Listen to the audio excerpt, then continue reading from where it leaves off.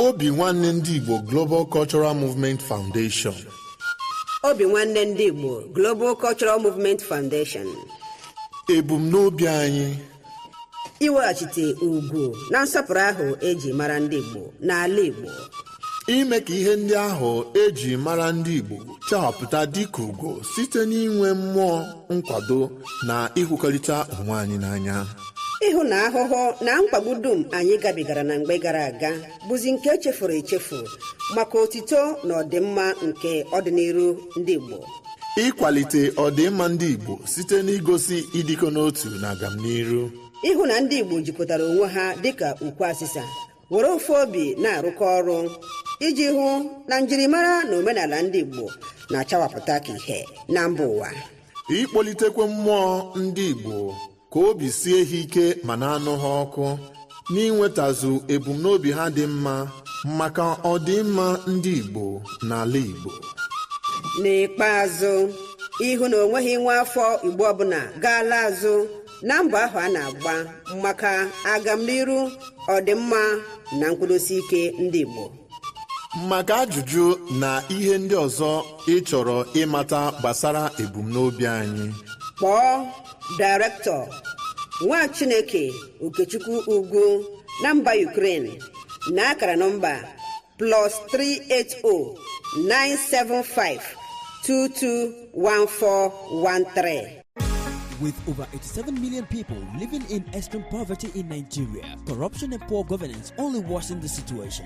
That's why Caregivers International Corporation, an American-based organization, is committed to making a difference. We prioritize helping the poor and vulnerable in the 5 Igbo states, Abia, Anambra, Enugu, Ebonyi, and Imo, providing aid to those in need, empowering youth through development programs, and promoting accountability in governance. We believe that those in power must be held responsible for their actions. That's why we'll take any governor to the highest court of law if they abuse their power or engage in corrupt practices even after they've left office. Join us in our mission to create positive change. Follow us on Facebook, X, formerly Twitter, YouTube, and Telegram at Caregivers International Corporation. Together, we can build a brighter future for the vulnerable populations. Signed, Chief Daniel Chika, Chairman, CEO, Caregivers International Corporation.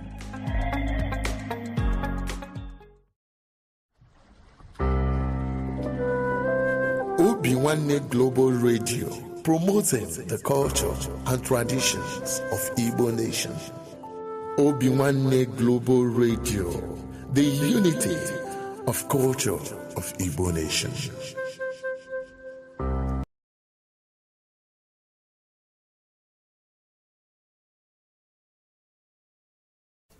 Ama ugbu a Chukwu am na-akpọkwa ka m na-akpọ Anwachi Igbo ga-adịkwanụ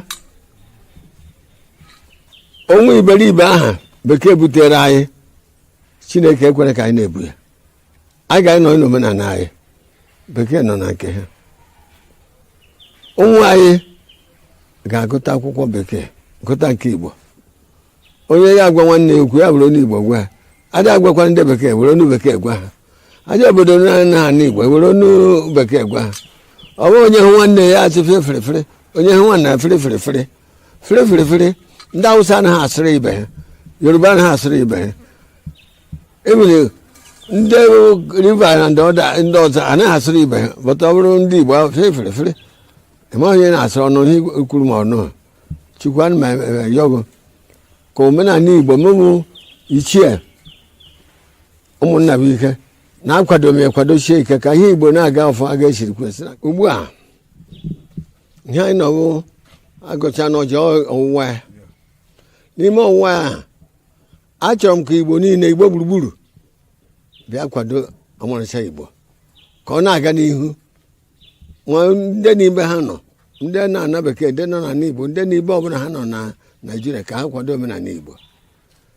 Achọkwana ka obodo ọzọ ghara ewere ọmarịcha Igbo omenala anyị, ka omenala anyị na-aga n'ihu. Anyị zadoro ụkwụ ụwa n'Igbo. Ihe anyị na-ekwe n'aha n'Igbo. Ọmarịcha Igbo bịa taa n'ọjị. Ma ndị nwụrụ anwụ ma ndị dị ndụ bịa taa n'ọjị. Ihe unu ga-akwado omenala Igbo. Mụ na onwe m kwadokwa nke omenala Igbo na ọmarịcha Igbo gani wa moja Igbo mmamani Igbo mmamani wa ụmụ Igbo ọ bụrụ na ị na-ege anyị ntị n'onu ma na-ekiri ozi ọma nke anyị na-ewetara unu na ozi ndụmọdụ na ịgbazi ọnụ nke anyị na-ewetara unu, biko ka ị na-esonyere anyị na YouTube, na-esonyekwara anyị na Instagram maọbụ na Twitter maọbụ na Facebook na na webụsaịtị nke ndị obi nwanne m, ka anyị wee na-ezinye abụ ozi ka o si wee kwesị dị na-adị, maka na oge erugo mgbe anyị ga-ebupụta ihe nke njirimara Igbo na asụsụ Igbo na omenala Igbo na ihe gbasara ndị Igbo niile n'ụwa niile, ọkacha ihe anyị na-achọ bụ Biafra. Ị ga na-afụkwanye abụ ozi ka ọ ga na-abịa, ị na-esonyere anyị, ị ga na-ama mgbe anyị tụpụtara gị ozi nke dị mkpa ị ya mara, ma wee marakwa ị ga-eme ngwa ngwa ka emeghara ọdachi.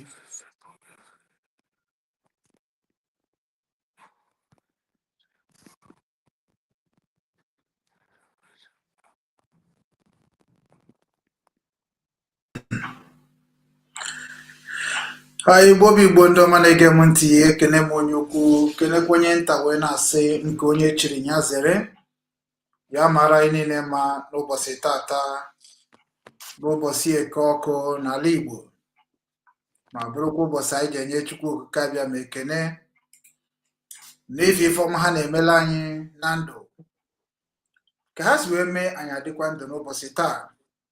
Ọ nnukwute ihe ịtụnanya ka ọ nnukwute ihe otito. Anyị na-asị na ya abịakwara n'ụbọchị tata ka anyị gbasa ozi ọma gbasara omenala be anyị na ọdịnala be anyị na njikọ nke ụmụ Igbo n'ụwa niile, maka na ndị be anyị amarọzi ebe ha ga-eso eso, amarọzi ife ha ga-eme eme.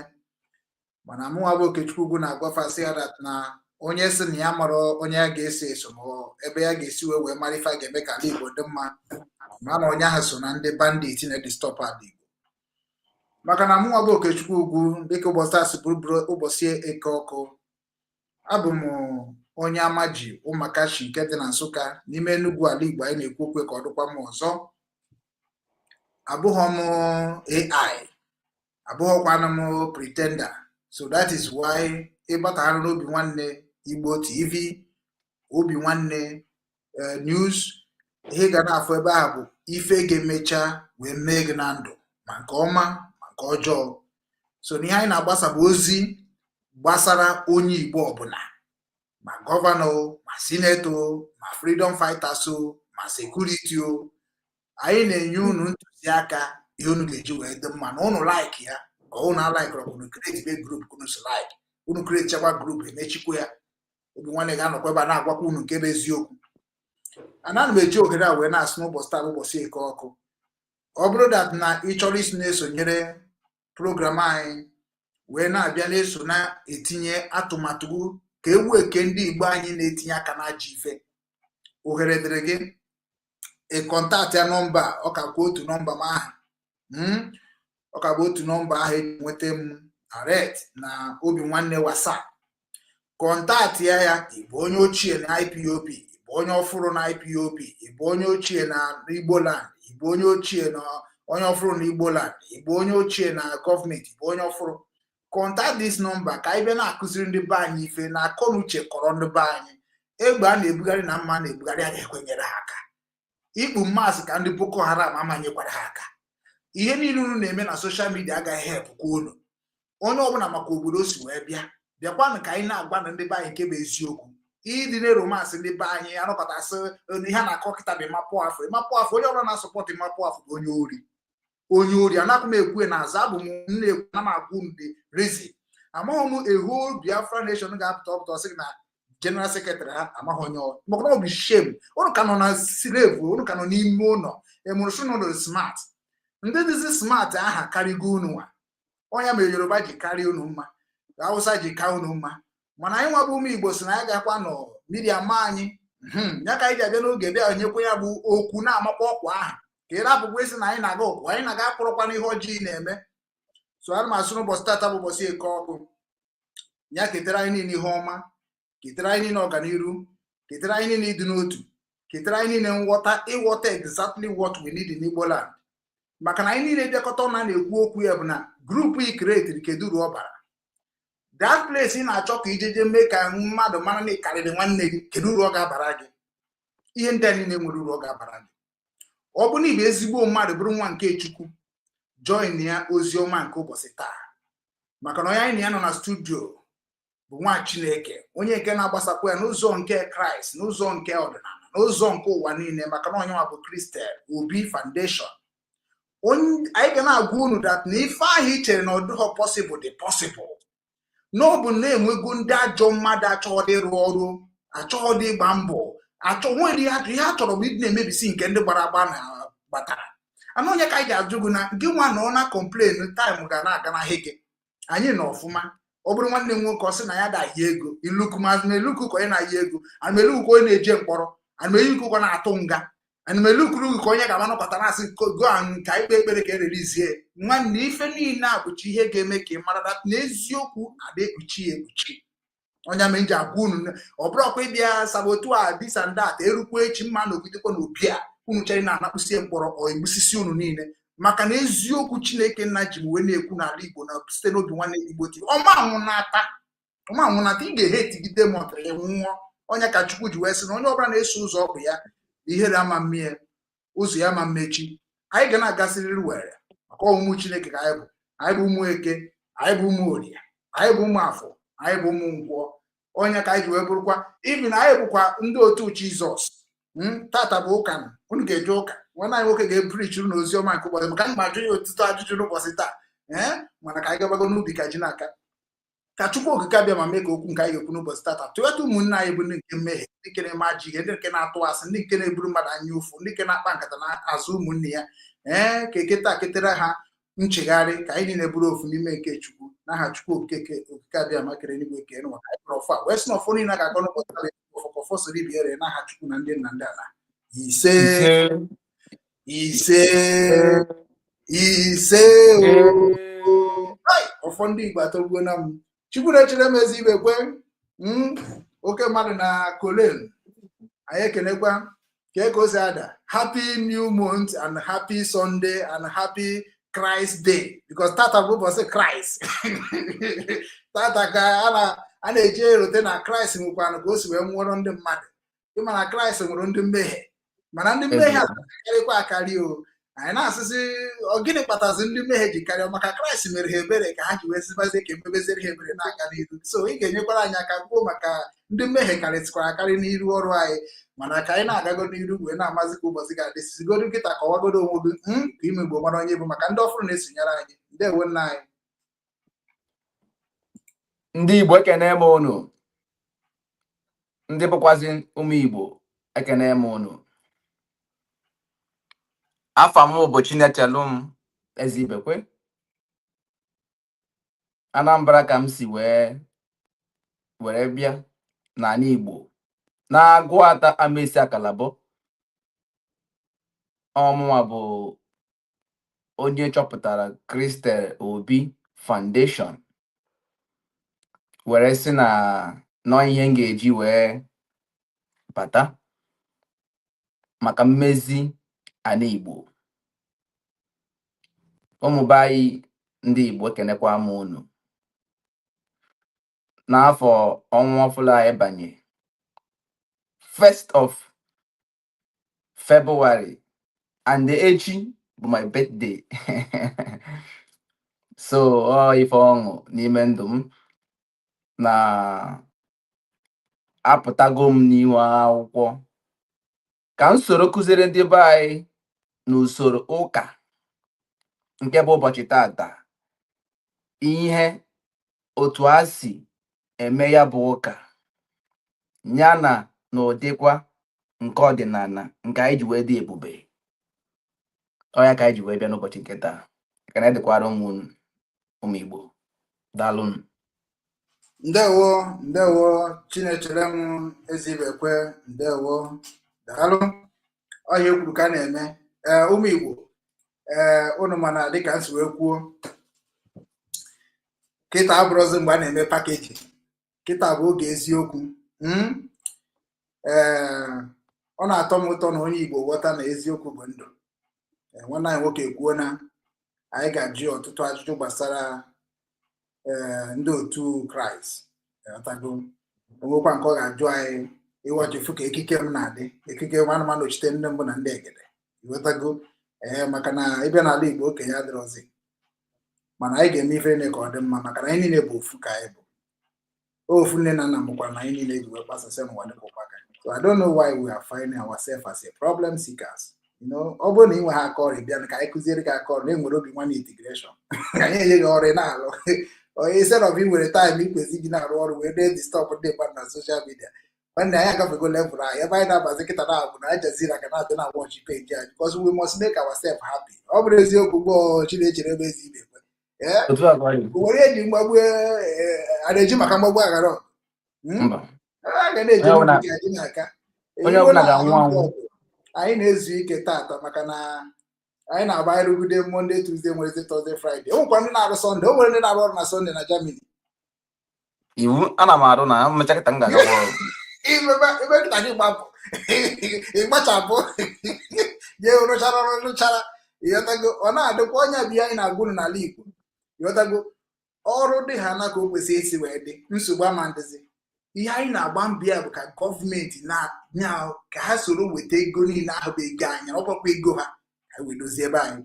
So ndị egwu na ụmụ Igbo ndị ọma na-ege m ntị ana masị gị Chinechere m welcome to Obi Nwanne Igbo TV and Obi Nwanne News ebe anyị na-agbasa oziọma gbasara omenala Igbo gbasara ọdịnala Igbo gbasara njikọ nkume Igbo n'ụwa niile gbasara ife a ga-eme ka mara ndị omekome na-emebi ala Igbo maka ndị omekome na-emebi ala Igbo mụnwa makwa ha adịghị nwa ma ya mara arụrụ a na-ede ka ịchọ ikwu eziokwu iru n'ala Igbo kịta na-asị gịnị na-eme wetin dey happen ngwa ihe na-eme bụ ihe ahụ ụmụnne gị jechere obodo oyibo ha gbataghị ego ike gwụfa ha na-akpọ n'ime ọhịa sị na ha na-eme security. That is nonsense. If you want to help your future children, begin now to draw the map. That's why we love a Western world. They draw map. Ha na-ese map. Ha ga-anọ n'ebe ha na-ese map nweta gị n'obodo anyị nọ.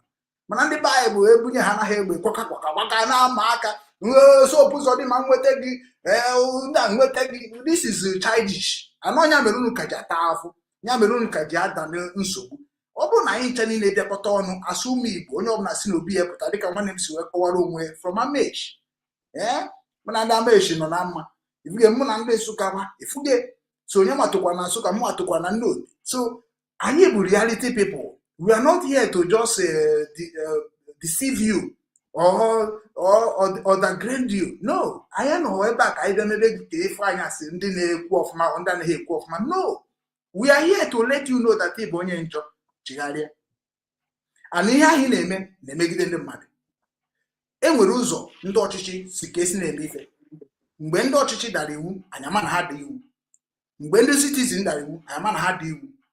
Anyị na-eyuzu format of Western world leadership agwa ndị be okwu and ọnya ka eji enweta ndị ọchịchị. Ndị be anyị na-ekele m na ha butere Western world education but they know they use them as they use them. Gịnị kpatara o ji dị ona nwanne anyị ga na-akọwara gị na nna ajụ. So ịbata ha n'obi a were obi nwanne bata maka na ofu obi ka anyị ji bịa ifuge anyị enwegwekwa new logo. Anyị ga-alọnchi new logo anyị very soon. Mgbe anyị ga-alọnchi ya kọwakwara gị nwanne anyị nwoke prezident gbara ya Christian Obi Foundation ya prezident Obi Nwanne new logo. O mere ka ọ bụrụ Obi Nwanne ofu obi.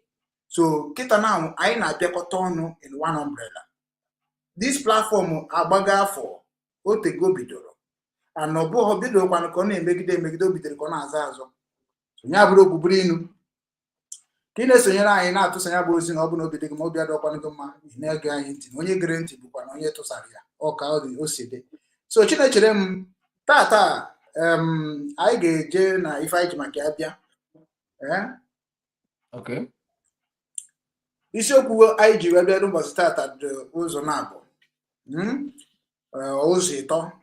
So nke mbụ bụ Monday sit at home.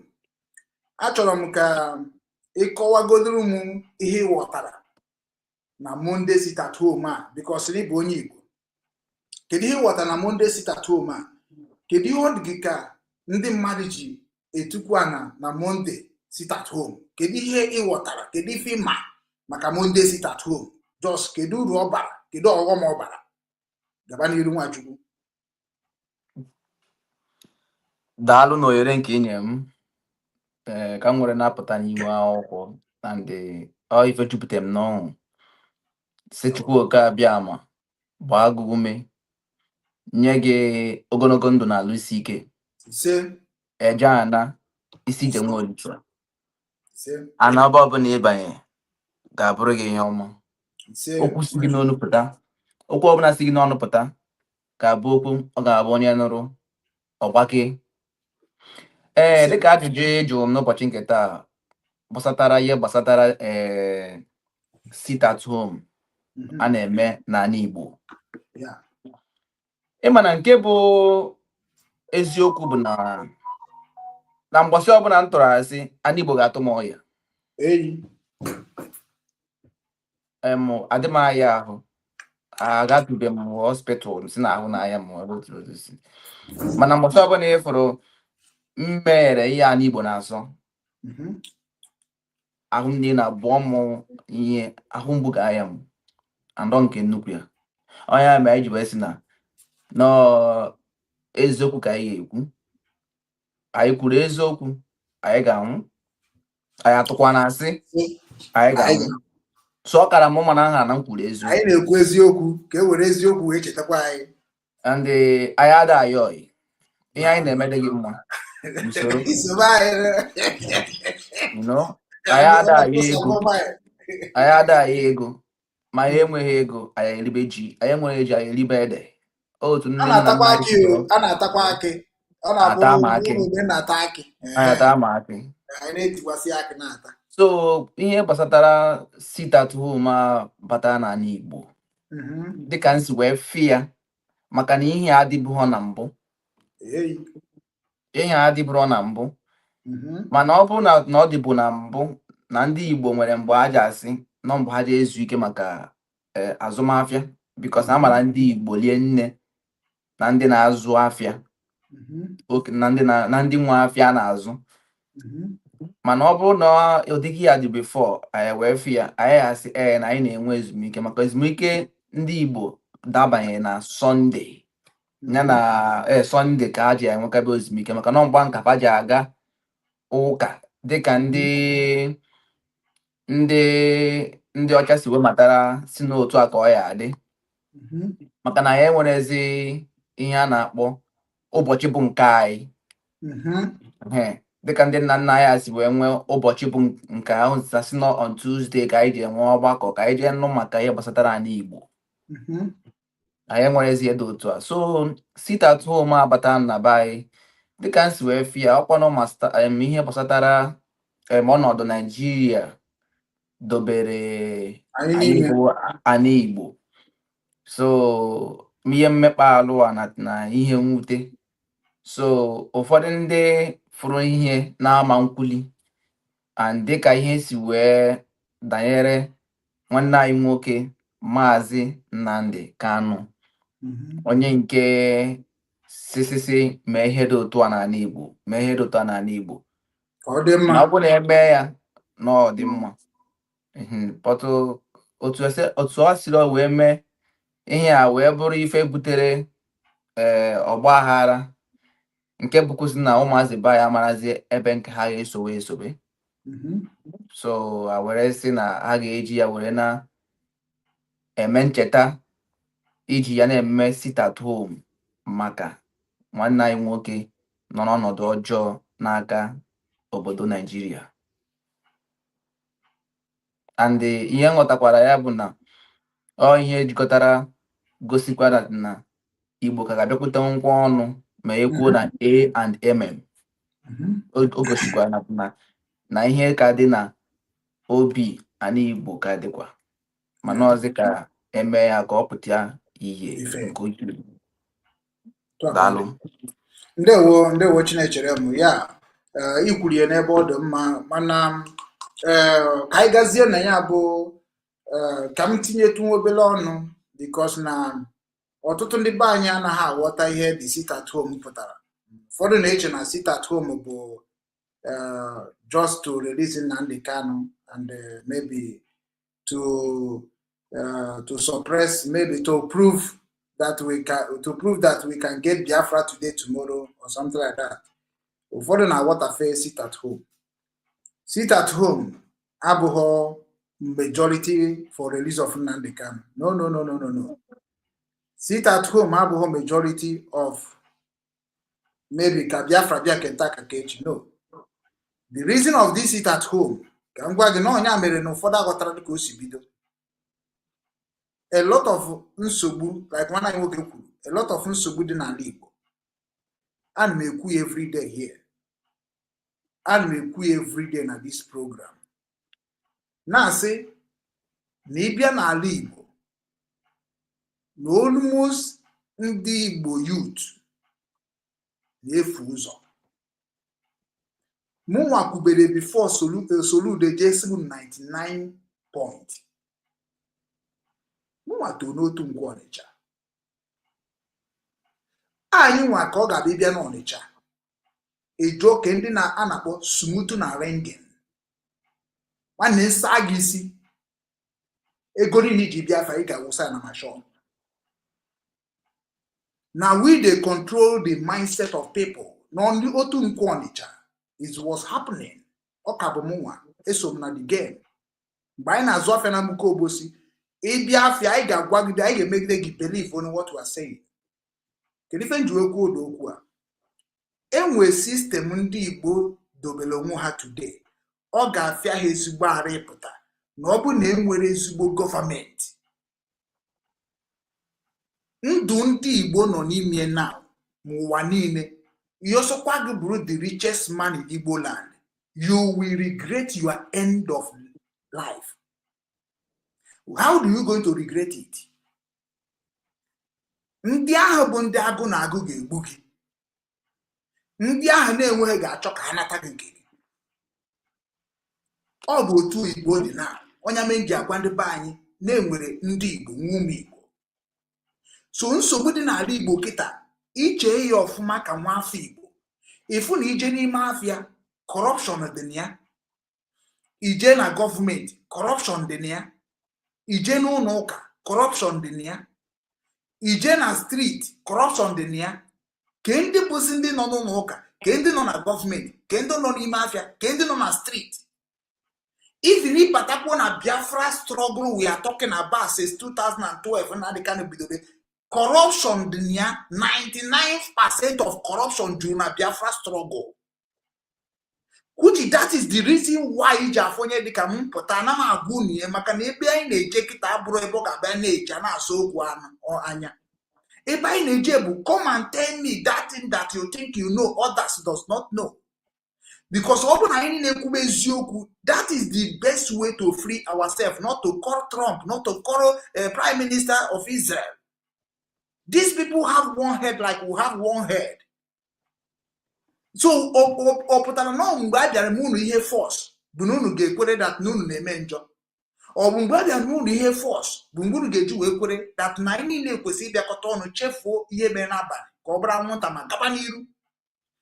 So now the sit at home in a the revoke of the ancestor, ancient. That thing is spiritual. And when we keep walking now, no ye game mechi, eruech or mamme, and when we keep walking now, eruech ye game, oh gear God. Sit at home because of Megide and a Megide by. Sit at home at Maka George. Sit at home because in the youth at on go get a bandit. There is nothing worse about that. I will never support Igbo bandit. Because if we don't make the Igbo to know what they are going through or what they are doing, ha ga-egbugi. Obro ba yo no ka nwanne nwoke sị na ikwu eziokwu ha ga-egbugi. Ikwu eziokwu ị ga-anwụ, ikwu ịtụkwa asị ị ga-anwụ. So anyị chọrọ ịbụ ndị eziokwu tọwapụtara ụmụnna anyị na-agbụ. Mere ka ụmụnna anyị mara nke bụ eziokwu wee folobie. Sit at home. Many of you people think near cause to sit at home because of naturally release our leader, actually release actual kaimete Biafra. No. Ajukwana munozo. Iya unu che na sit at home. Bihe jimakia we neme. Obugo kuyo makande banyi na agwatara kuye bu government. Na agwata kuye bu security. Na agwata kuye bu nwanne. Na agwata kwa nihe boy. Na agwata kwa nihe bu nkwado. Sit at home with something that is will alert the whole world, even including you, that need udadho. so ị na-anya ifu na o nwechara ndị n'ọbụ n'ihe a na-eme na Biafra na social media ma agbara nzu okeke ha o ma ndị tichara egwu na Biafra ma sample master o ma ife niile o ị ga-ajụrụ m gịnị na-achụ fọsọ ebe ka ha nọ. So gịnị mere ha ji na-asị azụ? Udo adịghọ n'ala Igbo. Gọvanọ ha atọnugo ala Igbo bụrụzie ebe a na-egwu egwu ọnwa. So sit at home is something that unite Igbo now. Ono can I see where they here. Sit at home. Nay, sit at home abrugo something unite the Igbo people. And I love that sit at home, and I want the Igbo to use that sit at home to speak their mindset to the government. Use that sit at home on Monday. Make obro genchete ife na agabiga. Kedu ihe bụ nsogbu gị? Wepụta that day. Kedu ihe ị chọrọ ka ala Igbo mere gị? Mana abụkwa na onye ọjọọ na-ayọ ala Igbo ahịhịọ. Maka onye ọjọọ ya ala Igbo ahịhịọ, ọ ga-etigbu gị. Onye aki alụrụ inyi adayọkwa Chukwu ahịhịọ. Onye ori adayọkwa Chukwu ahịhịọ. Ogbu mmadụ adayọkwa Chukwu ahịhịọ. Onye na-egwu mmadụ wayo adayọkwa Chukwu ahịhịọ. Ihe ọbụla bụ ihe na-emebi ihe ọjọọ, o nwere ka ihe Chukwu ka o nyere gị aka. Mana enwekwara onye ga-enyere gị aka. Because ụwa bụ aka nri na aka ekpe. Ụwa bụ oji na ọcha. Ụwa bụ nwoke na nwaanyị, oke na nwunye. Mana ị ga-aghọta na kedu nke ahụ bụ nke ọ ga-abụ ime o megide nwanne gị, emekwana ya. Were that sit at home, tụgharịa uche gị. Chee echiche ka mmadụ. Gịnị ka m na-achọrọ nwanne m okwu? Gịnị ka m ji wee hetie nwanne m a? Gịnị ka m ji kpọọ nwanne m asị? Kedu ihe m ji akwado onye akịta bụ onye isi? Kedu ihe o mere? Sit at home bụ oge eji atụgharị uche maka ndị egburu n'agha, ka ala Igbo dị mma, ka ala Biafra dị mma.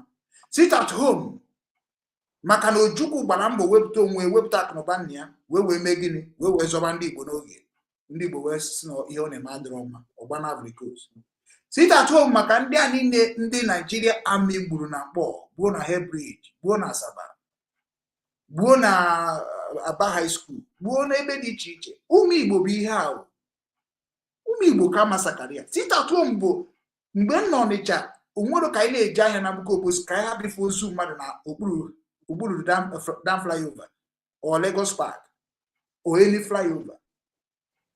Onwere ka anyị hapụ ifu ozu mmadụ na enu Ọnịcha. Onwere ka anyị hapụ ifu ozu mmadụ ebe ọ tọnwa na Main Road. Sit at home bụ ka anyị mee gịnị? Ka anyị republish our land. And that is why engineer agwa unu niile na unu na-abata ebe a. Unu afụzina sit at home ka ọ bụ somebody na-enye power ya. Mgbe onwe hozo na-enye power sit at home. IPOBs na ọ bụrụ ọzọ ha. Nnamdi Kanu si na ọ bụrụ ya. Simon Ekponu si na onye mana force ya, ọ nọghọzi n'ụzọ. Then onye na-emezi nke a, ife ọ bụ ihe Chukwu tiri aka, ihe na-emenụ. Ya gaziere unu. So Chinechere m, achọzụ m na ka m batazie na kedu ihe kpatara nụ, kedu ihe o ji dị gị ka asị na gọvanọ Anambra steeti, ọda gọvanọ na afọsụsị ndị mmadụ ji afịa, mana onwekwana ife ha ji gosi na ọ bụ ha nwa bụ ihe nwe ime afịa through the citizen of our land.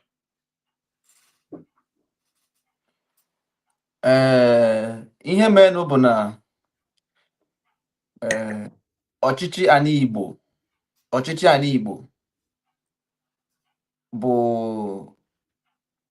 ihe ọ na-aba na-ekili, ọ bụrụ ife alịlị dịrị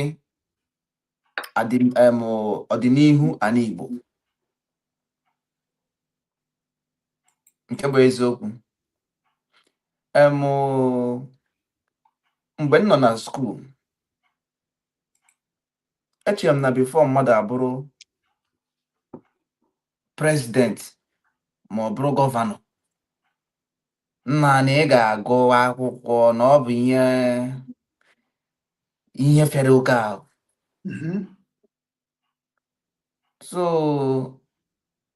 achọbụrụ m like bụ m na m ga-eso m na ndị na-agbazi ka ihe wee dị mma. Mana mgbe m mechara mebe egwu mago na mfụ na m adịrọ na ọ dabatara m ị na-eme ka ndị mmadụ na-enwe ọṅụ nke a kpọrọ entertainment. Na ihe ọ dabatara m bụ ichekwa ihe bụ nke m, ichekwa ihe na imezi ihe ka ọ wee mee gịnị, ka ọ wee dị mma. So ihe gbasatara ọchịchị na n'Igbo na sit at home a bụ ihe m ama nkọwachanwu, maka na ndị gọvanọs na-achị ala Igbo, ka ewepụgodo ofu gọvanọ nke Abia steeti, maka na onye mee ihe dị mma sisi mee gịnị, sitoo ya. maka chika nna gwa gị, onye mere ihe dị mma, nwoke bụrụ nwoke, amụọ nwoke azị ya bụrụ gịnị, nwoke. So the other governors ngwasisi wepụ ya ka njide nke Anambra ka mụ na mma nọ be m ka ebe m si wee pụta ka m jideshiri ike, ka anyị were Charles Soludo before mmadụ abịara ịchị obodo jee negodi ime ụlọ ya dị. Exactly. Gaa negodi ka ime ụlọ be ya dị. Like ụta nnọkịta nsị na m ga-achị gọvanọ echi na abịasị m na m bịa ka a bunye m na otu ikiti isi akwa m ka m bịa pụta n'ihe gbasara Igbo. Be m ka nka nọkịta na-anụ ya ihe dị na dịda, bikọs ọ bụrụ na ọ dịrọ mma mma mpụtanwu, bikọs ọ bụ na m emezite m ruo ime ụlọ ebe nsi, mezie nwuo famili nke m, mezie m ụlọ be nna m, mezie ụmụnna m ebe nsi, mezie obodo m bụ Amaesi Akalabọ, mbịaba kụzizie na nna apụtazi na lokal gọọmenti, kwuchazie ego lokal gọọmenti pụtawazie na nna apụtazi Anambra steeti. Ịfọ na ọ bụ ọnụkwute ije ka ọ bụ. So ume m aka bụ eruo because na ime ebe m akwabe m mmete. So before itinye ọnụ mmadụ ebu ichi obodo edosinsi, ị ga-enegodi ime ụlọ ebe onye osi, jegodi magodi ụdịka ndụ nwoke ma abiri ma nwaanyị abiri. Like example now, ka m were very dark man now. Very dark man ọ bụrụ icon m chọrọ ịdị ka ya, ọ bụla somebody nnọkọta nwo jede kirie ihe ọ na-eme, ọ bụrụ somebody m fụrụ, ọ bụrụ ụdị ndụ m chọrọ ibi ka ọ na-ebi, ọtago. So ịma nnọkọta echi akpọrọ ya ka ọ bịa chịwa Naijiria, ma ọ bụgodị na ọ bụ somebody afụrụ na ọ na-emete ihe niile ọ bụ nke ọma ọ na-eme, mana akparamagwa mmadụ bụ ihe determine from mbido wee mara, maka na eziokwu mara mma, you know. So gọvanọ Anambra steeti ihe gbasatara ihe sit at home a bụ ọkwanụ ọnọzi ka ọkwụmọta asị enwe tus ihe a ji arụ ihe moto, yes, like ebe a na-amụrụ asị gị na gị je weta ihe dị otu a, ịmago ihe nke a na-arụ. So amago a na-eyuzu ya bụ nwoke, so abịa amaghị ebe ọ ga-abịa etinye ya omekanye ihe mmekanye, maka na ikirie ya anya ọfụma ị ga-afụ na nna na onye anọrọzi enego m ya anya 2 hours negati ya fụ na ịma na a na-akpọta gị nso, ịma mmachi ihe ya afụ. Ọ nọ ka Peter Obi na-achọkwa ka origoro na prezidenti, origoro tie agbanyere ya efe Igbo, ọdịbakwazie ka ọ bụrụ ife ọ na-ekwu mgbe ọ na-eme kampen, na-aga n'iru ka na bịa bụ okpuru ọnụ na-eje na ama ebe na-aba. so elekọtago m ya anya fụ na onye a nọrọzi. So ndị Anambra kwesịrị ị na-emechiteziri ya ebere. O need help. Soludo need help. Chukwuma, Chasi, Soludo, o need help. Ọ bụrụ na ya ekpere ka a ga na-ekpere, ha mara ihe ebe a ga na-emeri ya emeweri ya maka na onye a like all the former of President of Nigeria, Ahmed Bola Tinubu, o need help. Too much help.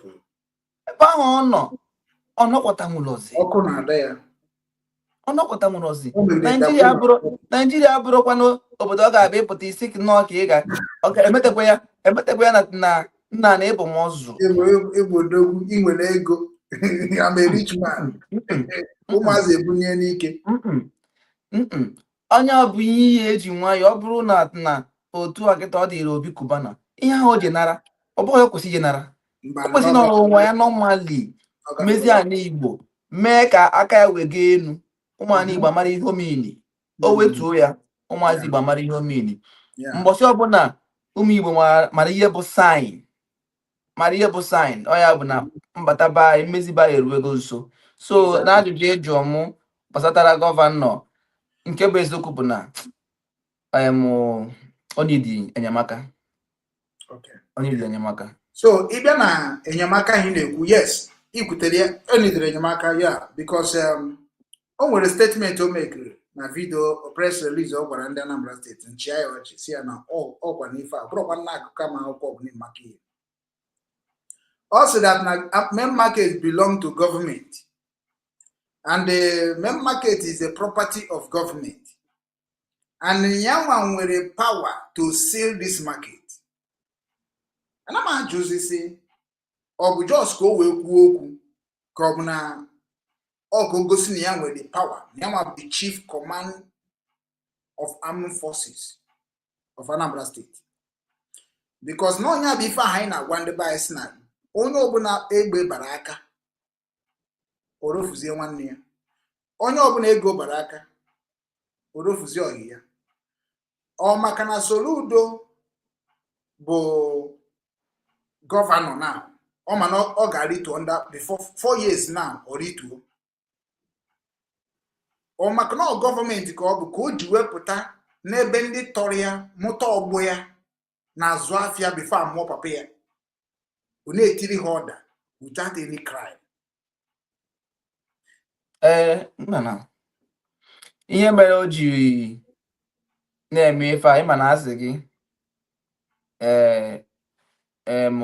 power are given to those who lower themselves to pick it up.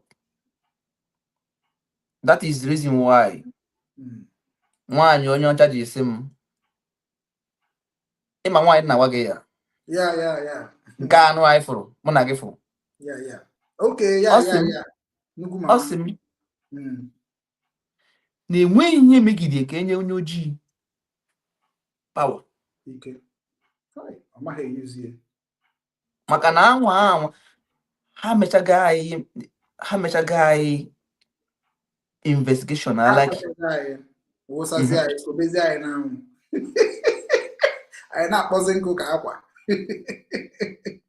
na-enwere ihe mmegide ka enye onye ojii gịnị power ike. Megodi imagine na onye na-achị obodo Nigeria bụ onye nwe what power like Trump.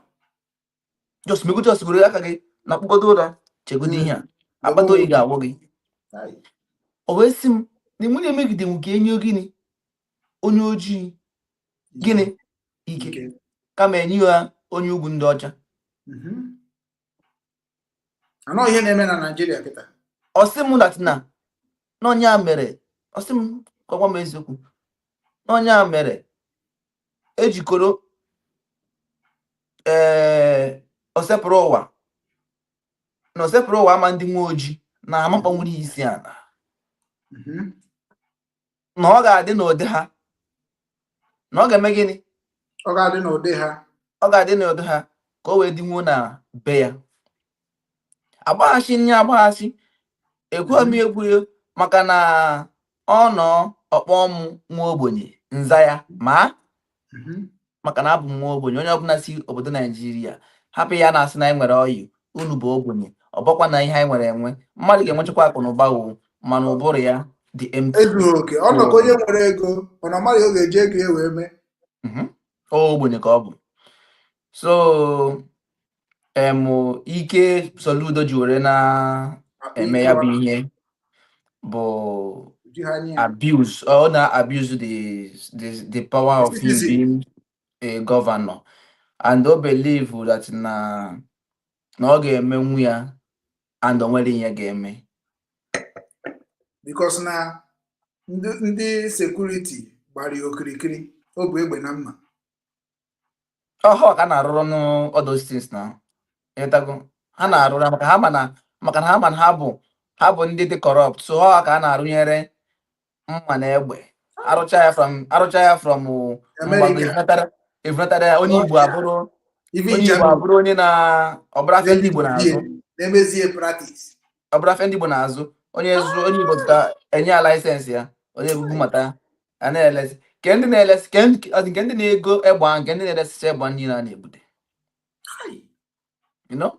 So ife mmadụ ibe ga-adị happy. Ọ dị mfa of ihe mụ na gị na-akpa nsị gị na ihe mere na ọ bụ na mgbe ị jụrụ m esi m na ọ bụ na mbụrụ onye nọ na standị na ma ga-emenwu na ma njide onye be anyị na-azụ ọgwụ na-azụ afọ ike na onye be anyị na-egwu wayo na nkedo ihe m ga-eme ya akwụfie nsa gị.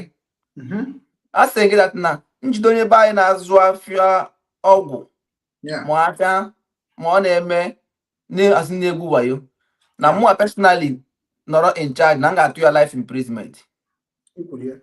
Ngwa gị ya and nke na ọma ndị mma ị mara isi nwenye gwa gị fa ọ bụrụ na njụọ ya ajụjụ a ọ satara m ya nsị ya naba.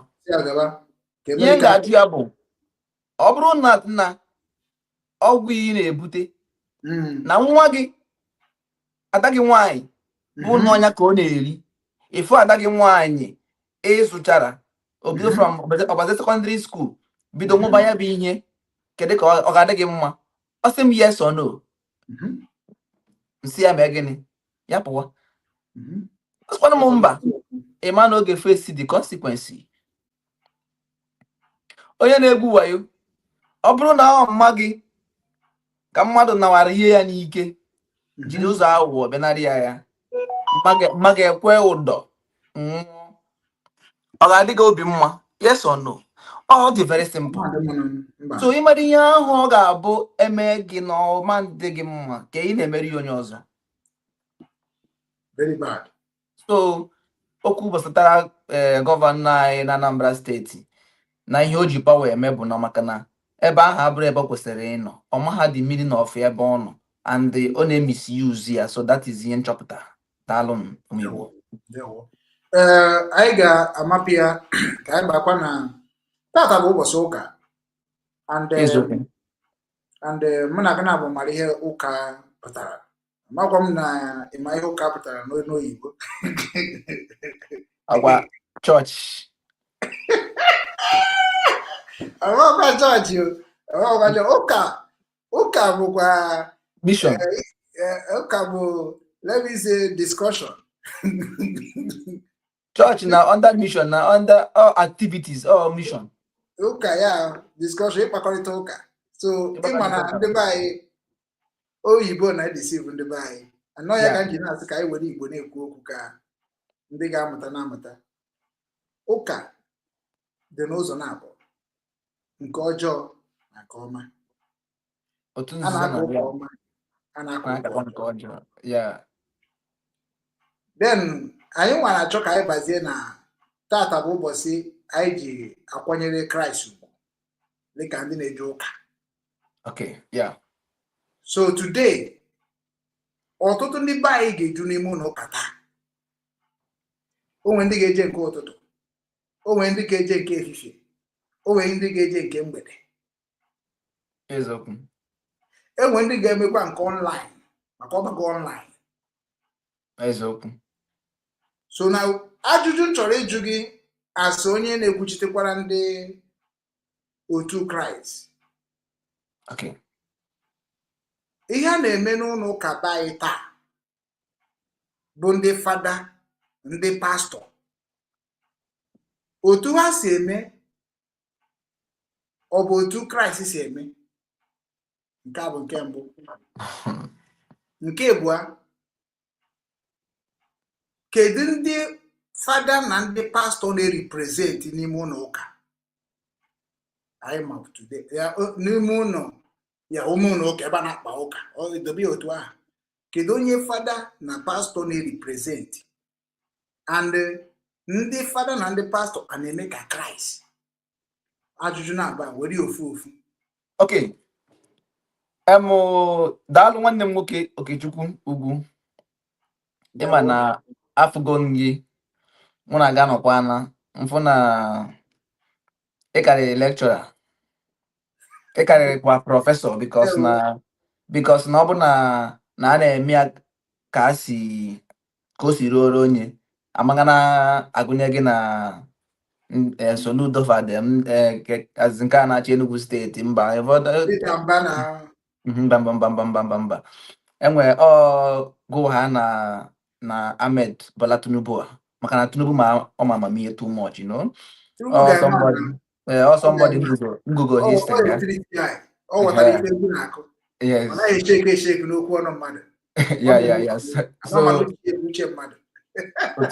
So set gị ọ bụrụ ihe dịka Peter Obi ha dị. Peter Obi ha bụrụ ndị Jos pụta zụọ afịa. Peter Obi zụọ afịa bịa nnọọ na-abịa ebe agụchi ndị mmadụ na o jikwa wee bụrụkwa St. Peter Obi. Afịa bụzi St. Peter Obi. So a lot of things na mere na dịka isi wee jụọ m na ajụjụ ya jụọ m n'ihe gbasatara ndị chọọchị. Mụ na onwe m nwee Christian Obi Foundation. Anọ m n'ụdị ụka dịkwa n'ụdị omenala, maka na ọkpụkpọ oku akpọ m, maka na mgbe mpempe nna m ihe so wesịrị mụ na ya tata ọ chọrọ ka m bụrụ fada. Ihe a ọ bụrụ na m nọrọ na were sutu na fada lụọ nwa ọ kara ịbụ ihe ọ kara ịbụrụ ya ihe ọṅụ. Mana mgbe ị ga na-abịa ị na-eto, ị na-afụ ebe mmụọ anabe gị na-achọ ka ị gaba. And ya bụ nọmba one thing mmadụ kwesịrị ị na-ama ebe a mụọ gị, kedu ihe ebe a nchọ ka imewe, like obodo anyị nọ n'ime ya kịta anọ ifo na onwe ihe ha chọ ka imewe. Ihe ahụ nkịta anọ ka anyị na-eme maka na onwe ihe obodo a chọ ka imewe. Achọrọ mgbe ka ị bịa ị soro na-amụ asụsụ fa na-eme ihe gbasatara fa, ị na-asọ ihe ha na-asọ those things. Ọnya bụ ihe ha chọrọ ka imewe. Imewere nke na ha achọghọ na gị na ha ga-enwe gịnị nsogbu. Ọ bụrụ bịa etinyewa aka n'olu imewe ihe jikọtara anja gị na ha ga-enwe nsogbu. So anaba anyị bụ Igbo ejugo onwe gị kedu ihe anaba unu chọrọ ka ime gịnị mewe. Ụfọdụ amara ife a, you know. So ihe dị na ụlọ ụka n'ụbọchị nke tata abụrụzi ezigbote ihe a ga na-akọ, mana ndị be anyị eziokwu fịa ha ahụ ikwu, and ha na-abụ onye na-ekwu eziokwu na be anyị ịma nwegasị enwe aja afa na ị na-ekwu eziokwu. So onye ọbụla chọrọ ịdị ka sent. For example, otu a Peter Obi ifu ka o si akpaso omume, you know, ọ bụrụ ya bụ na nna na-ebu onye otu Kraịst. Ịnwetakwa nna m ọ na-anya mgbomgbo cross n'onu, ọ na-aga holy nweje. Ya anọ m life na-ekwu ife a. Agwa gị na jeje jụọ na be m, o nwere onye nspe. Eziokwu bụ ndụ na nwere onye nspe.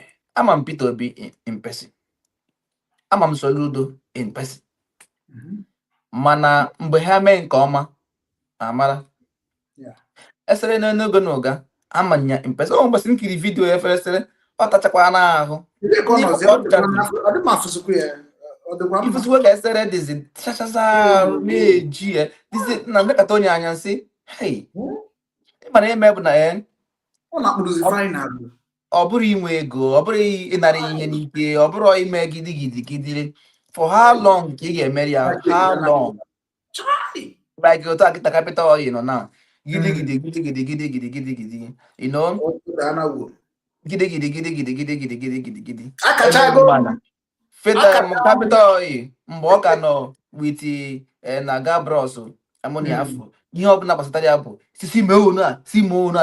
simona gidigidi a ifu na at the end of the day ifu na anyị ka na-agba last anyị ka na-agba last so ihe dị na chọọchị bụ maka na anyị ṅomitere ya bụ chọọchị dịka a si nye anyị ya mana ọ bụrụzi ihe ahụ a sị ka anyị na-eme na chọọchị na ndị otu kraịst bụ ihe ndị be anyị na-eme maka na kraịst a na-akpọkwa n'afọ ya dịkwa na otu nsiwe nọrọ kịta na-apịcha ihe gbasata Christian Obi Foundation a kpara m agwa mkpara n'elu ụwa taa ka ọ ga-abụ mgbe m anọrọzi ha pụtasị mgbe onye dị otu a nọrọ o nwere nne m na-akọrọ m na village ọ sị m na mgbe mpa ndị a ka nọrọ ndụ na-enwere onye nọ n'agbụrụ anyị mgbe ahụ na-efu ụzọ mana ya ha adịrọzi nwoke anwụọna and onye nke homitere ihe gbasatara ya o mekataghị ya dapụ n'okwukwe so ihe gbasatara n'ụka a na-aga kịta abụrụzi ihe ahụ a na-aka ọ bụrụzi ihe ahụ a na-aka dịka otu a Reverend Fada Mbaka nọ asị onye amụ n'Enugu anyị ma Mbaka bụ na be nna m ka ọ nọ wee mee ihe ndị seminary a na-abụ seminarian apostolic work yes nne m na-abụ ochie eburu bunye ya nyanwa Mbaka je na nke a na-akpọ fada a na-ekwu a na-eme mba onye nke ahụ no fada Jedi o nwere nke mechazị duto nwaanyị azị na ọya nwaanyị si na ha ga-anụrịrị onwe fa wee kwụsị so mgbe ihe niile a na-eme ị na-ekiri Mbaka kịta na-afụgasị ihe ọ na-eme mfụsị na eziokwu adịrọzi na ihe gbasatara ihe ya bụ nwoke na-emezi maka na mgbe ọbụla nwoke lapụrụ ụta nnọkịta na enwere ndị kpọmsị m ka eme m invite na one program ka abịa nsị na m ada aga program na abụrụ obi nwanne Igbo ọ bụrụ by no pride no ana m ekwu okwu gbasatara ana Igbo baa ya bịa dị m mkpa anọrọ m ịbịa ka m bịa akọrọ unu ihe mụ na nwaanyị je na njin nwaanyị a na-ajụ m ihe gbasatara mụ na nwaanyị abịa mgbe ikodo aka so mgbọsọ ọbụla ịhapụkwana ara ihe ahụ ị bịara ime menwezi ọzọ ebe a nka mmiri nọ wee baa n'opi ụgbọgọrọ mgbe Mbaka ka na-eto eto ọsọ mbọdị m fụrụ na-agba mbọ ọkwa ife ọ na-ala ka anyị ga brọk ozi somebody mgbe mpempe nne m kpọrọ m mgbe ahụ anya jefia ọ nọ n'ihu m na everybody na-abara Chimaroke mba na-asị Chimaroke n'ọkwa ịfụrụ oke mmiri ga-ezo na be gị that time oke mmiri ga-ezo na be gị nna ọtụ ya na-agwa onye ọbụla so mgbe niile a na-eme all those particular thing ịfụcha ebe afụ na ihe niile a bụ na mmadụ gakata ụzọ were aka ya kpụchapụ onwe ya n'ọkụ ọ nabatazie nke na-abụrụzi ihe ha na-eme mewezi ọzọ Mbaka na-emewego ọzọ ọ bụrụzi chọọchị maka na mgbe m ji n'ụwa ya na chọọchị achị m ndị region na Our Lady of Lords na Coca Express Lagos ịmana ndị ekwu kwesịrị na ana m abịa ka m buru ụzọ mee gịnị mee mmecha mfụnanya m n'Igbo wee mara because na ụka a na-aga kịta na ọ dịrọ advisable for me. Ana m ekwu ya publicly, ọ dịrọ advisable isi nwa gị na bai gaba chọọchị. Na chọọchị ahụ ọ na-aga kịta bụ ebe a ga-akụziri ya ihe, ka a ga-amụziri ya ihe bụ ihe ọjọọ, ka a ga-amụziri ya ka a ga-esi wee zụba ohi, gbawa akwụna, mewe ihe niile dị iche iche. Ọ na chọọchị ahụ bụ ebe ahụ, maka na enwerezi ndị dị discipline, ndị kwaziri onwe ha ọfụma, ndị ga-afụ nwatakịrị kụziere ha ihe, gwa ha ihe ha chọrọ ịnụ. Ọya brọda ga-afụ nwatakịrị, ọ convert ya your mind, ka ị mara na ị mara mma, na o nwere ihe oge ji gị wee mee. Ọ ndị bịaziri kịta na ka a na-ekiri ka Okeke dị. Ọ bụrụ ada agazi chọọchị kịta ka a jee gụta like ihe anyị na-eme kịta bụ chọọchị. Onye ọbụla nwee taịm kiriri anyị na ga-amụta ọtụtụ ife. Ọ na chọọchị ahụ ka nchọpụtara na enwerezi special A, special B, special C. Na chọọchị ka a bịa mawazi na a na-enwe Chelsea, Man U fans, all those particular thing. Na chọọchị ahụ ka a bịa mawazi na a na-enwe ndị to go na ndị nka na ndị nka. Ọtụtụ ihe ahụ wee bụrụkwa ihe emekọtakwa na eburukwu ya batakwazie na on social media, maka na ndị chọọchị nọzi online. Kedu ka fada kwesịrị ịka chọọchị na mkpụrụ ga-esi nọ n'ihu akwụkwọ dụ ị na-asị mmadụ I see you today, you will have favor tomorrow. I see Ngozi Uche, from tomorrow you will see like odiki ya ebe mmụọ nsọ na-eme. Na-ajụ ka njọ ndị a ajụ bịara ịbajụ ha, onye a bụ ihe Kraịst zinye ha, onye a ka ha na-emezi. Ụmụ Igbo geenụ m ntị, ụka abụrụ ihe ahụ ha na-emezi ka ha na-eme. Ọnwa kwuru ya, ekwuru ya n'ihu akwụkwọ, ọ bụrụzi ya ka ha na-eme. Obibo mmụọ nsọ dinara ana I see Ngozi those and that. Ihe niile ahụ ha na-eme ihe akpọ ọkpụkpọ oku ka ndị ha na-emezi na chọọchị. Ọ ya ka anyị ji wee sị ụmụ Igbo, anyị nwee Christian Obi Foundation. Mgbọsọ ọbụla anyị tụrụ asị ana Igbo ya were m, because na enweghị ihe ọ ga-adịrị m otu nnọkịta na mbịa nchekwasị onwe m like this, na-asị gị na ihe akịta anụ a ha na-eme bụ ihe dịrị adị.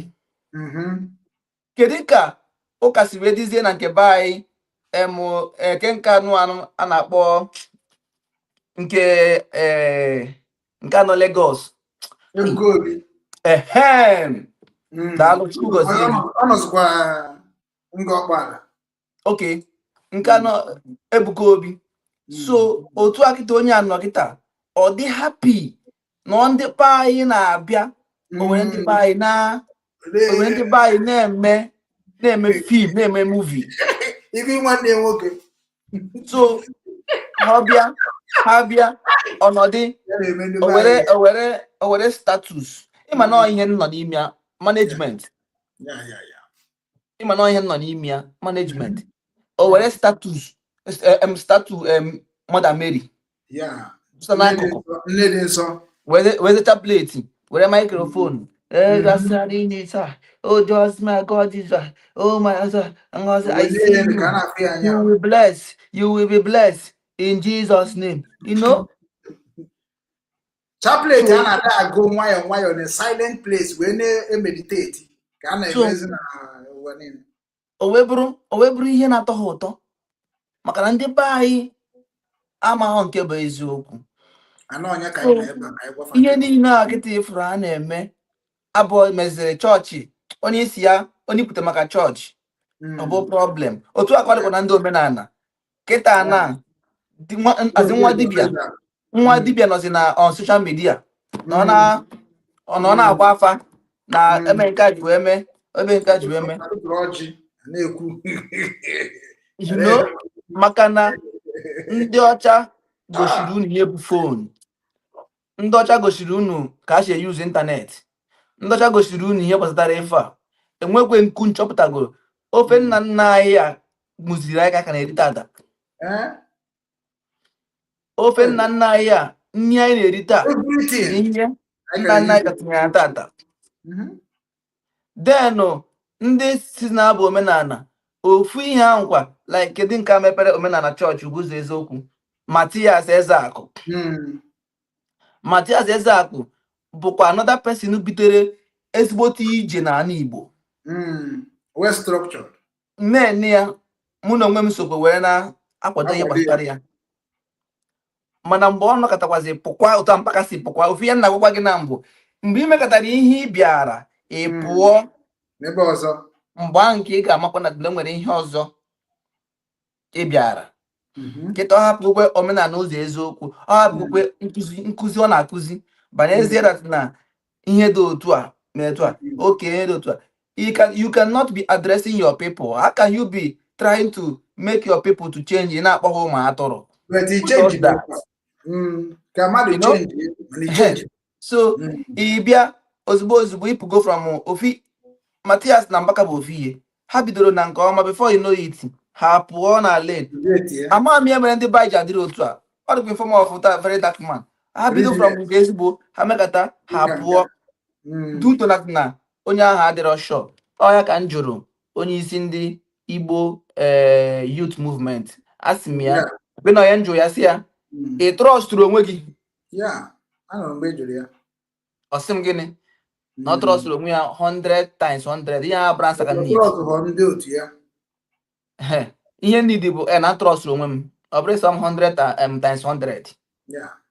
Ịtrọstụ onwe gị onwe gị ejuo gị afọ otu a ka ọ dị. So chọọchị bụ ihe nọ na be anyị kịta na eji were rụda ya ọrụ n'isi. So ọ dịrọ anyị nwere nwaanyị na-eme Christianity na-eme ihe gbasatara chọọchị mana obodo a mana eziokwu mana omume. Gịnị bụ dị chọọchị a na-ekwu ebe a na-akụzi gị otu ị ga-esi wee mee omume dị mma. Gịnị bụ nchegharị? Nchegharị bụ mgbe ị mewere ihe dị mma hapụ ihe ọjọọ. Dịka mgbe ị bịa na be m nsị gị na ọ na-abụ emechi ihe a kabọd emechie ya ime ya nsị gị na ị ga-emekwa otu a ị ma bido ime gịnị mechiwu ya. Ọ ya bụ na inwego nchegharị.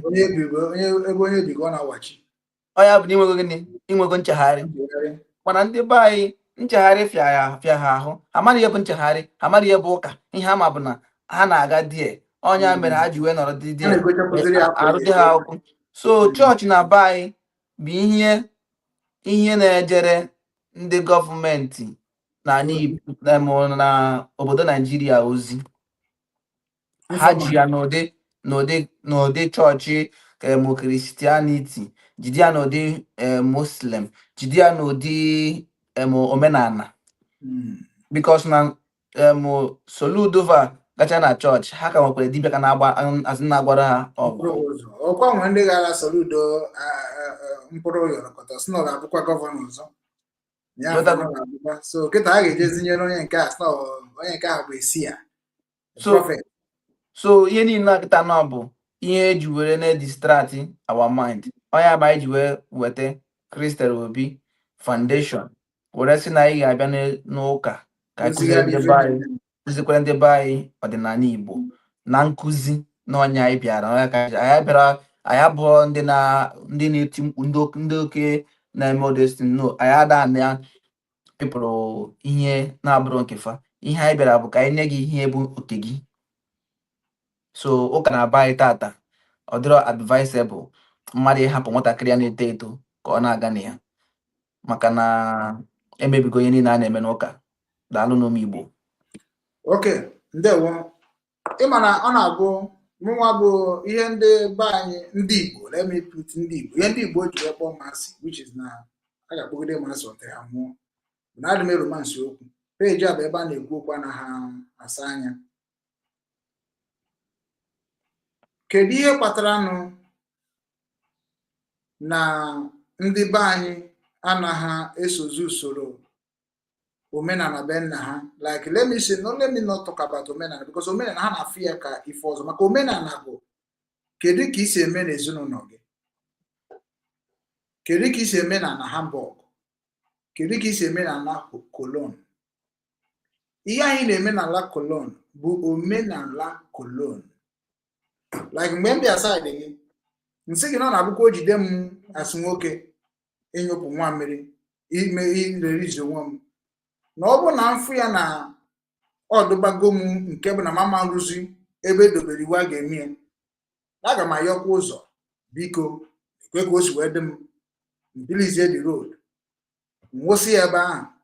Mana ọ bụghọkwa na ọ bụ omenala kolon, mana ọ bụ ka o si wee bịara m n'ahụ mgbe ahụ, which is na onye ọbụla bụ onye hụrụ ya mgbe ahụ ga-asị na onye a anyị na ojie na njọ ọ na ọkpacha anya eme.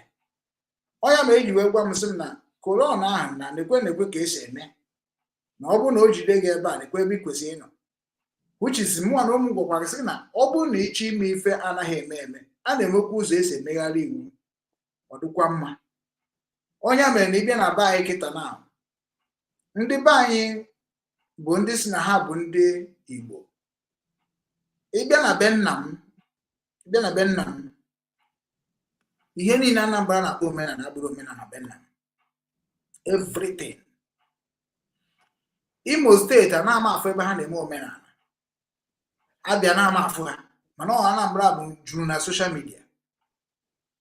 Ịbịa na be nna m enwere ihe dịka igwe, enwere ihe dịka eze, enwere ihe dịka ọzọ na be nna m. Then onye ka m bido na-agwa ndị be anyị sị ya na onye abịazi na-asụ omenala Igbo, Igbo enweghị omenala. Maka na ọ bụrụ na Igbo nwe omenala, kedu ihe bụ omenala Igbo? Maka na ọ bụrụ ka ezinụlọ si eme ka ezinụlọ si eme, kedu ife kpatara ya? Ndị ụka kwa ịbịa n'ụka ahụ anyị na-aka dịka nsi wee jụọ gị, ndị ụka nwere omenala, mana omenala ụka ahụ gịnị mere na ndị ụka na-eme? Kedu ebe ajụjụ m na-achọ ije? Ịbịa n'ala Igbo, onye ọbụla nwere ebe o si wepụta. Kedu ihe mere na anyị niile si chebe ahụ wepụta nwere ike ịnachakwa na be anyị ahụ bido n'ebe ahụ o si wee bido gbarụọ, ebe ahụ o si wee bido wee nwebe problem? Kedu ihe mere na ya ga-esi na village youth, village ụmụnna, village ụmụada, village security, village leadership, kedu ihe mere na amasị ebe ahụ wee mere udo a wee pụtaba? Kedu ihe kpatara ya? Enweghị ihe ikwuru nghọta na ọ bụrụ ka ndị Anambra si eme omenala nke bụ ka ndị Enugu si eme, especially Nsukka Benam and Abia steeti dem. Mana ofu Igbo a na-akpa afa, mana ha nwere different tradition. Mana obodo anyị nọ n'ime ya bụ obodo nwere ofu tradition. Ofu ihe na-eme ebe ị nọ ka ha na-eme ebe nọ. So even the same train, the same road, the same everything. Mgbe m na-akọrọ gị na ndị ọcha niile na-eme ofu omume, sị gị oke na gị wọchị ya. Mgbe mụ na gị fụ mgbe anyị nọ na Kiev, ndị ọcha Kiev na-eme ka ndị ọcha mgbe anyị fụ na Denmark, ndị ọcha Denmark na-eme ka mgbe anyị ga-aga Holland, ndị ọcha Holland na-eme ka mgbe anyị bịa na Cologne na Germany. The same thing ha na-eme, the same thing mgbe anyị ga Finland. Ọ bụ ofu ihe ka ha niile na-eme, ofu ihe, pattern. Ha na-aga, ha mago ihe a dobere bụ iwu ha na ihe ha ga na-eme. Ha na-enwe timetable, focus.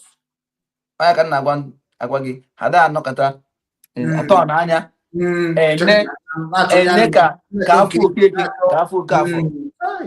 Ihe mebiri anyị na be anyị na omenala anyị bụ na anyị nwere oke anya, oke ọchịchọ. Anambra chọrọ ka a sị na ọha karịrị ndị Abakaliki, karịrị ndị Igbo niile, mere ọ ga-eji wee bụrụ nwaanyị pụtasị mma nnukwu dị Nsụka, mma nnukwu dị onye Nsụka. Onye Anambra pụta ọsị hey mma nnukwu dị onye Abakaliki, mma nnukwu nwaanyị Abakaliki. Ọga mfe onye Abakaliki nkuri ya n'aka Discrimination. onye the highest nwaanyị mfugo zụrụ m afịa bụ onye Nsụka, afịa bụ Favor, mama afa nne ya Favor. Mgbe ọ nọdịrị m na shọpụ, nwanne ya nwoke bụ bank manager ndị Diamond Bank na Nsụka be nna unu. Nwanne ya nwoke apụtasị, achọghịzị m ka ọ rụọrọ gị ọrụ, achọrọ m ka ọ bịa dee jam mgbe nwa ka ọ mara akwụkwọ. Ọ na-eme anya na-eshọpụ brọdị anya. Eme ihe ọ gwara ya na mama hapụnwu shọpụ brọda ma maka na ọ bụ na brọda m nọ Lagos, ọ bụ na shọpụ anụ a na ọ hapụ ya na ọ ga na-emechi emechi, na kama ka ọ hapụ ya next year ka o wee nọdịrị shọpụ brọdị ya. Ofu okwu ahụ bụ ihe jikọtara mụ na nwatakịrị nwaanyị a ruo taa ọ nụrụ di. Ọ na-agwa gị maka everyday. Onye a bụ onye sigo n'ọsọ mụnwa negoro ya ihe a na-enye mmadụ na-enwetụbụ onye nyere ya n'ụwa. Nwee si ya, ilotere okwu ikwuru mgbede otu a. Ọrụ ọma ị na-arụ n'ụwa ga-akwụ gị ụgwọ, na ọ bụrụ na oge na-adịrị adịghị anya ya ka ya asị gị na-eme ezigbo ife ka oge a ga-akwụ ụgwọ ka ya kwụọ gị nke ahụ bụ nke i mere. Onye a mgbe ahụ nwanne ya nwoke bụ maneja ndị Diamond Bank, mana o soro nwanne ya nwoke ọnọdụ eme ebe ahụ, and Chukwu na-emegokwa na ọnụ gwana di dịkwa ndị happy maka na akọrọ gị maka ya. Ana m akọrọ gị maka ya. So ihe njikwata okwu a bụ na Igbo na-achọ mbịakọta ọnụ, mana Igbo kpọgodo omenala ha si. Anambra chọkwara iji anya wee fụ ndị Abakaliki mekwasị gị na ha na-asụkwa, ma fụtụrụ m obodo nwere na Igbo akịta Yoruba, ha niile na-emeta ofu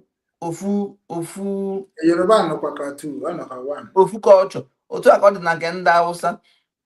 Ekwesịrị dị sef otu a Igbo dị kịta na mbụ, Igbo niile enwe ofu igwe eme ka Anambra idiri na-ebusi na abụ ndị Igbo enwe ofu onye ọ na-abụ before president ga-abịa n'ala Igbo, ndị gọvanọ ga-abịa n'ala Igbo, ọ bịa n'ite ya bụ onye.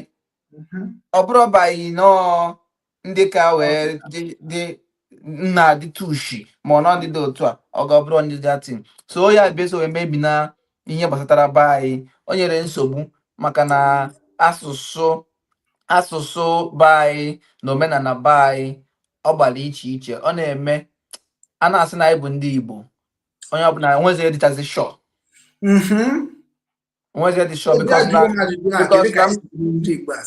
mbịa nshi Anambra dịta bịa Nsụka, ha na-emekwa omenala iche. Mbịakwa na-asị ka ekwana ihe bụ ndị a na-emekwa, mana abụ m onye Igbo.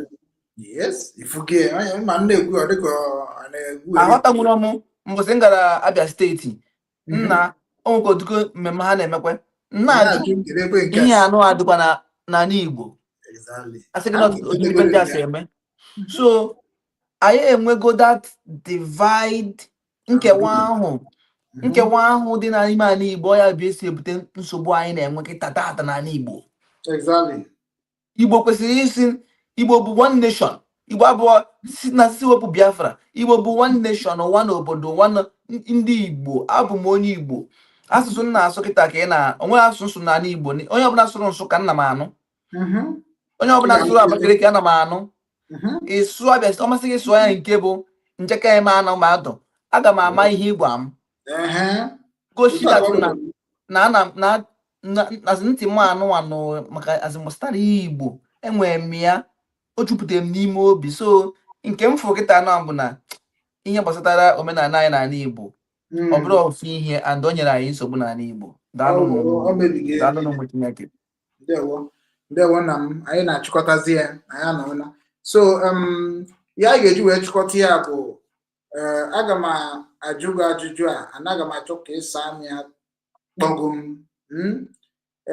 O nwere okwu ikwuru n'ikpeazụ, achọrọ m ịjụ gị, ị chere na ọ bụ Biafra bịa ga-edozinwu ndị Igbo ka ha bịakọta ọnụ na-eme ofu ihe dịka o si dị na Germany ka o si wee dị na obodo ndị a niile like China, like India, like other places. Iche na ọ bụ Biafra a na-achọ bụ ihe ga-eme ka ndị be anyị a niile mara na ha bụ ofu dịka ọ dị n'obodo ndị ọzọ. Nke bụ eziokwu bụ na ndị be anyị bụ Igbo aka mabe ihe na-eme. Ha ka nọfa. Ndị be anyị bụ Igbo amaghị na Biafra anụ a adịgo n'ihe anụ a bụ gọọmenti. Exactly. Even self Nigeria self ga-ekewa akwụkwọ Biafra na-achịkwa anyị na as Nigeria. Under Biafra. Ihe a bụ ihe a ga-abụ kịta ewere pen na kịta enye gị anara gị pensụl nye gị pen iwerekwa they can give us ha ga-enye nwaanyị Biafra kwa na control kwa anyị na ihe gbasara ya. Exactly. Sọọsọ ihe ama control m point there. Sọọsọ ihe ama control m bụ obi nwanne ofu obi Igbo. Ihe dị n'ala Igbo. Ihe bụ omenala ndị Igbo. Asụsụ ahụ bụ Igbo. Ejiji ahụ eji mara ndị Igbo. Ọ ya ka ha ma nchenji m. Mana Biafra kịta anọ a na-achọ people cheno eweta Biafra nọ akwa gọọmenti. A ga-eweta nkwu ya nye unu ka na-achịkwa unu. Tinye ofu onye ọ bụrụ onye isi Biafra ka na-achịkwa unu. And amarọ m ka ihe na-achị ime kịta. Ndị oke obodo anụ a ịma na ndị oke uche ọ ndị na-afụ 10 years ahead. So ha na-akwadosi ike so that ka anyị fụkwa na n'ọhịa mana ndị be anyị na-emesi gị ihe Biafra. Ihe mere m ji wee kwenye n'okwu Nnamdi Kanu bụ na ọbịa bụ si Nigeria sisi rụọ ogbe mee ka afịa na-abata na which n'okwuta ụkọ kwesịrị isi wee dịrị. Afịa na-abata na Hamburg na-abata na anywhere any city mana dịka nwere ihe ndị ọ bụ na ihe ka Soludo na-akpọ gọvanọ na-akpọ prezidenti anyị na-asị ya na ihe a ka ịma mere anyị ma ọ n'ọnya ọ bụ na ya ka Peter Obi ha na-arụ wit ego federal gọọmenti na-enyefe ha na-emezigodi be anyị ba n'Igbo. Peter Obi ha na-abụcha other states ndị enwere ihe ha menwu n'ala Igbo maka na ego federal gọọmenti a na-enweta n'unu ọ bụ na unu hapụgodi ihe niile a na-akọ eme ka esho na n'ala Igbo na otu akịta oti na-egosi ha ezampụlụ ihe a ga-abịa mee n'ala Igbo. Ala Igbo adịkwa mma. Federal gọọmenti ajụrọ gị na ọgụ arụ ube gị otu a ọgụ emeghị otu a mezikere ka be gị megodi ka ụmụazị be anyị kwụsịgodi ị na-ebu mmiri n'isi. Megodi ka Peter Obi na-azụ president of Nigeria na-agụrụ be nna ya abụ m onye agụwata ha ka na-eku mmiri n'isi. Ha ka na ị ga-afụgasị ebe ahụ adịbe ka ebe onye dịka Peter Obi nọ. Dust everywhere.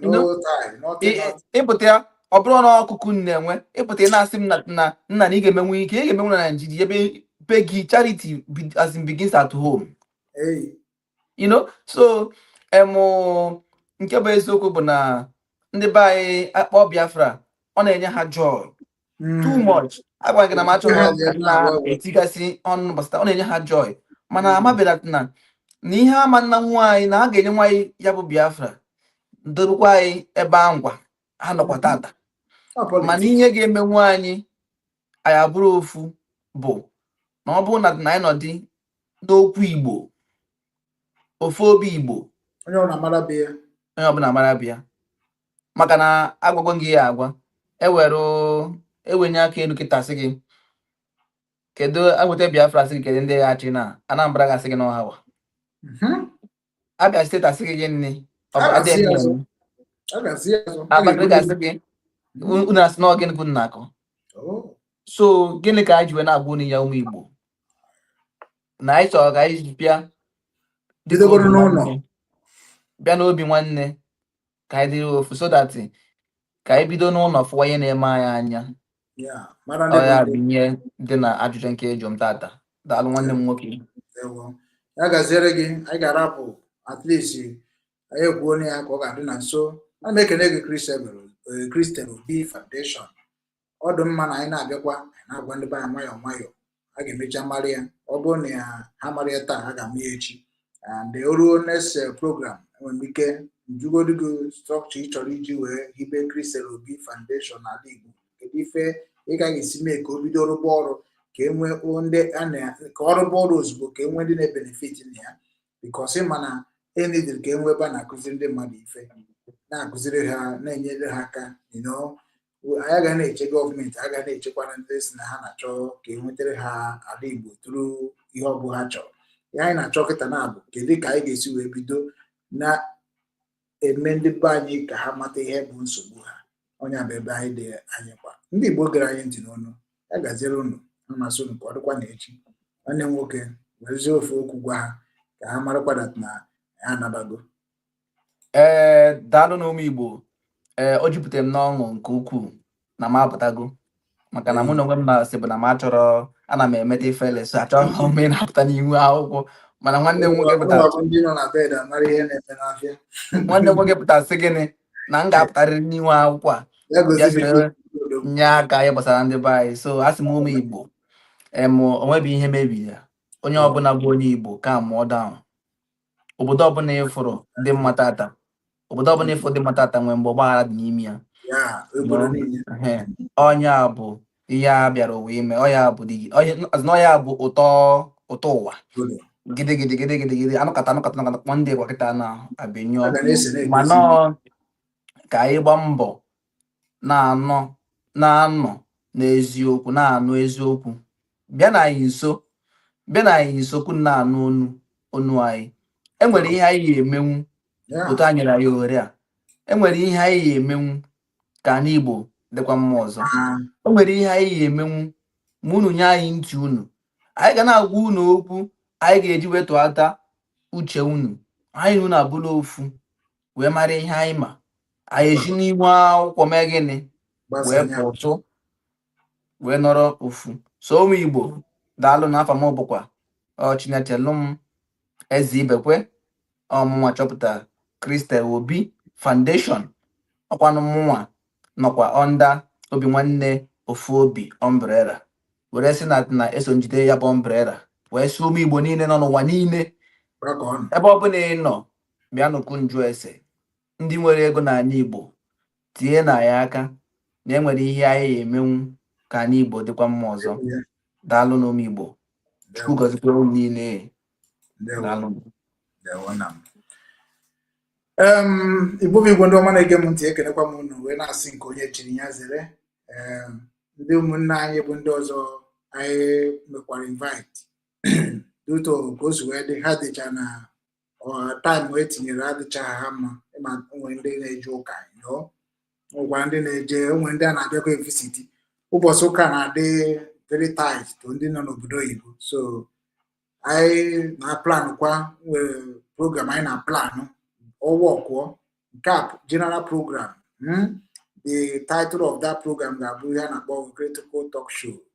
Ọ ga-abụ ebe a ga na-ekwu general things, even about sit at home, about Nnamdi Kanu, about Simon Ekpa, about Biafra, about governor, about Nigeria. Men is coming to advise and direct our people. Ime like n'ụwa ebe ndị na-afụ m otu a, ka Chineke si agọzi m bụ n'obi m dị ọcha. Ka Chineke si agọzi m bụ n'obi m dị ọcha. Ndị ahụ na-atụkwasị obi kịta na ndị ahụ nwere keleg, and onwe ga like ka abịa si n'ofe nne esi ada atọ ụtọ na public. Ndụmọdụ na-enye gị nwa bụ onye Igbo.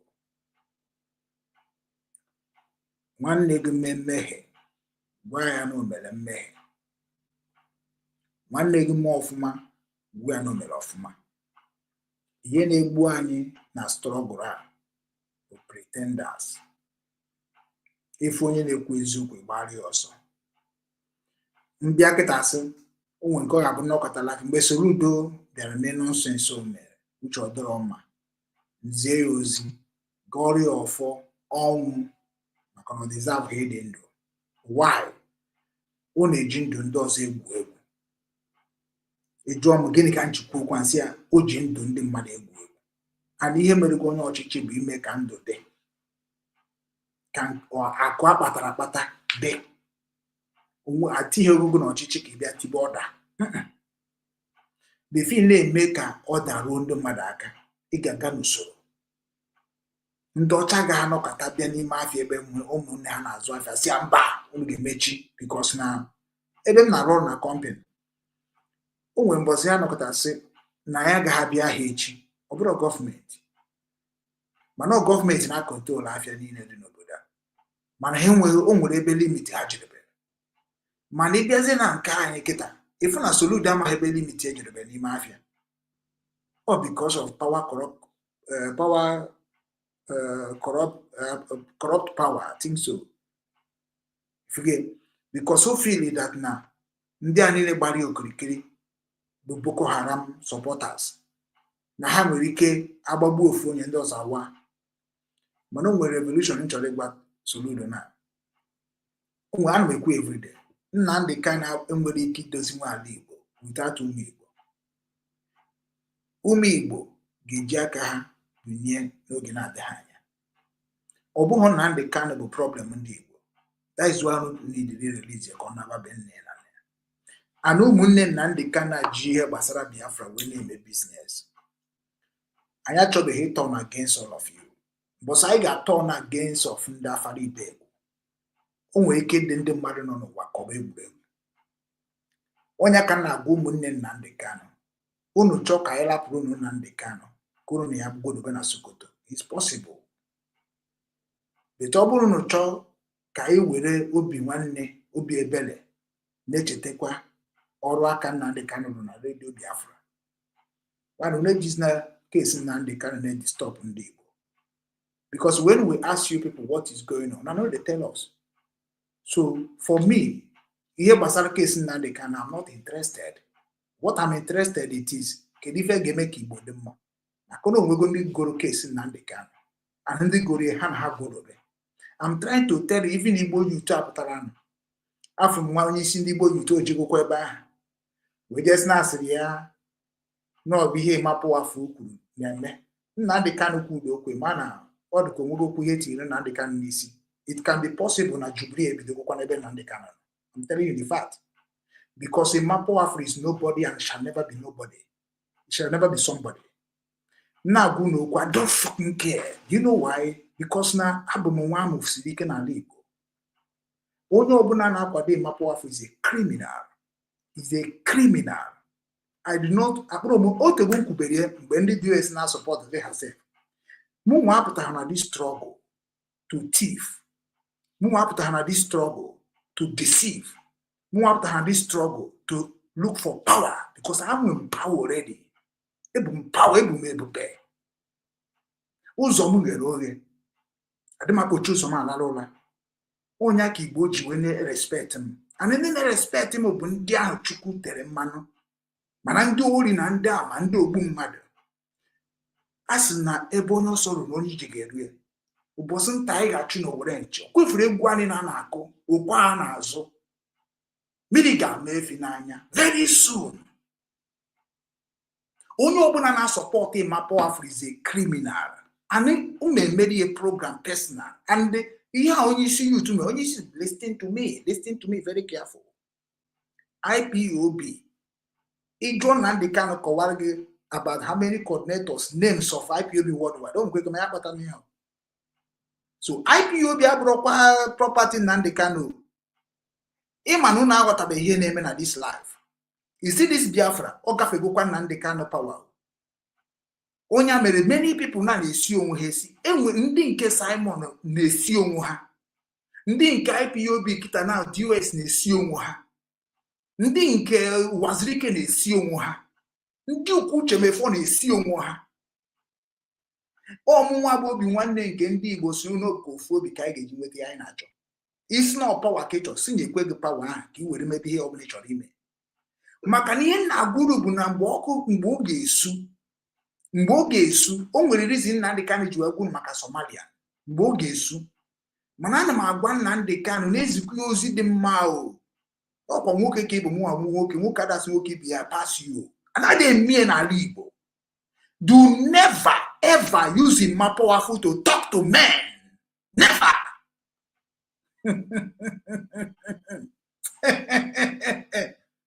Anya bụrụ ụmụaka. Nigeria bụ zoo. Biafra na abụrụ zoo government.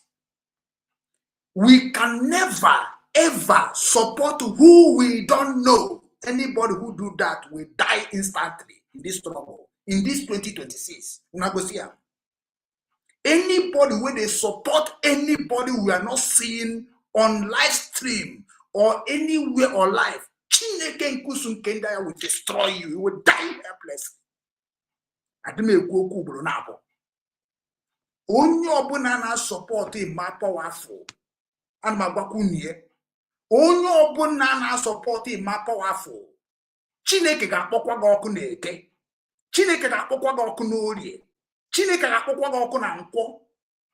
Chineke ga-akpọkwa gị ọkụ where this time we don't do rubbish. I spent millions in this struggle. Millions. Chineke ga-akpọkwa gị ọkụ. Ọkụ ugwu Okechukwu na-ekwu nwa nkwo n'ohe nsụkwa nwa katakpa Nsụka. Wike job.